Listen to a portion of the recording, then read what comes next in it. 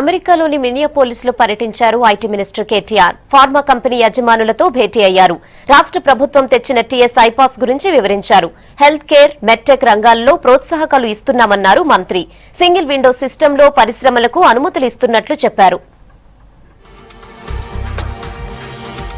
Pharma, medical రంగాల్లో పెట్టుబడులు పెట్టేందుకు తెలంగాణ అనుకూలమైందన్నారు రాష్ట్ర ఐటీ మంత్రి కేటీఆర్. ప్రపంచవ్యాప్తంగా వివిధ సంస్థలు నిర్వహించిన సర్వేలో హైదరాబాద్ కు టాప్ ర్యాంక్ దక్కిందని విదేశీ పారిశ్రామికవేత్తలకు వివరించారు.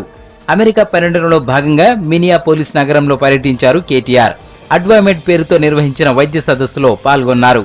ఫార్మా, మెడికల్ కంపెనీల ప్రతినిధులతో వరుస సమావేశాలు జరిపారు. ఫార్మా, మెడ్టెక్ రంగాలకు ఇస్తున్న ప్రాధాన్యాన్ని వివరించారు మంత్రి. సింగిల్ విండో సిస్టంలో పరిశ్రమలకు అనుమతులు ఇస్తున్నామన్నారు KTR.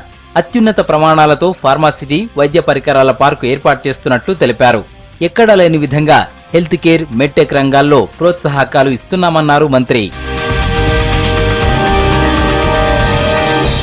Johnson and Johnson company chairman Gary Pruden, Medtronic CEO Omar Ishrak, Teleflex CEO chairman Benson Smith తో విడివిడిగా సమావేశమయ్యారు మంత్రి.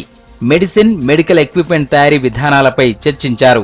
అమెరికన్ హార్ట్ అసోసియేషన్ ప్రతినిధులతో సమావేశమైన మంత్రి రాష్ట్రంలో గుండె వ్యాధుల తగ్గింపునకు సహకరించాలని కోరారు. అమెరికాలో రోడ్లను పరిశీలించారు.